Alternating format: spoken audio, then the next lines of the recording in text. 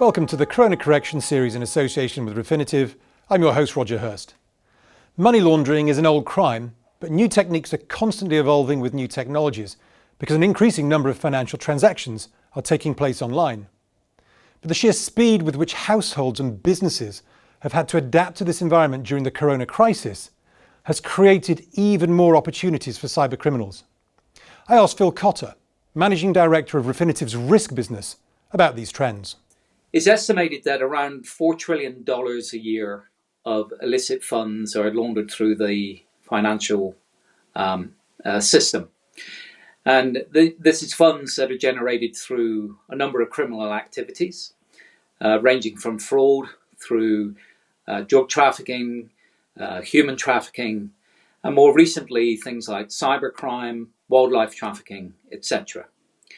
And of course, around the world, regulators continue to regulate to protect civil society and organizations and vulnerable individuals from being exploited by criminals and criminal gangs, and have a series of regulations around money laundering to ensure that the illicit flow of funds is at least disrupted as much as it possibly can.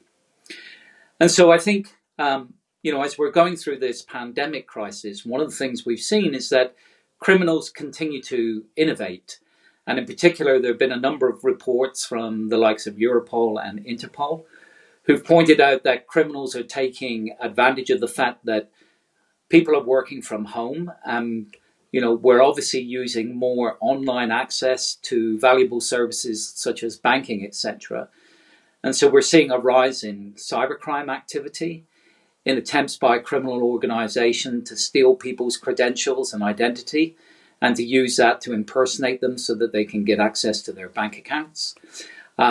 We've seen some really shocking examples of criminals directly exploiting the pandemic, particularly in areas like the supply of personal protective equipment.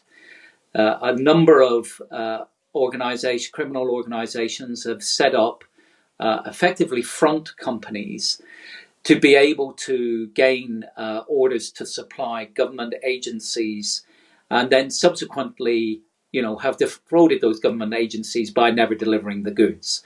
And I think if you're involved in the as a compliance officer or involved in protecting your organization from third-party risk and criminal activity, you need to be aware that criminals, as I say, are continuing to innovate and to look for weaknesses in your systems to be able to use that to their advantage at the end of the day. And of course, the use of front companies or shell companies is not new. In fact, recent regulation has required companies to take more steps to ensure that they can identify the ultimate beneficial owner of companies that they're doing business with, because it is one of the ways by which criminals will launder money through the financial system.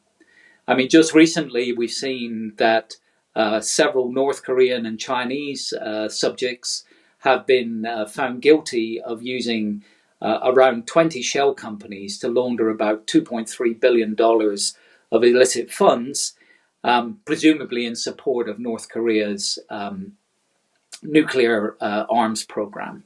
And as I say, this is quite a tried and trusted method. We've seen large money launderings in the past, like the Russian laundromat, use shell companies to be able to move money around the globe and to hide ultimately the owners of that money and where their ultimate destination is. I think regulators are continuing to look at the landscape, continue to take enforcement actions where they see that companies are not doing enough to protect themselves against financial crime and not doing enough to help to identify and disrupt illicit fund flows. Another area, as I said, that has been particularly come into focus for regulators is around supply chains. And the EU have also announced recently that they intend to regulate for corporate due diligence during 2021, requiring companies to place more emphasis on the due diligence they do, particularly in areas like human rights and environmental rights. And one of the things at Refinitiv that we've talked about recently is the rise of green crime. And green crime is a term that we use to cover a range of environmental crimes. It could be illegal logging, it could be dumping, or it could be wildlife trafficking. All of which, clearly are crimes in their own right that represent an opportunity for criminals to exploit that and to take the money from that and launder it through the financial system. The sudden shift towards online activity has clearly opened up a large number of avenues for cyber criminals.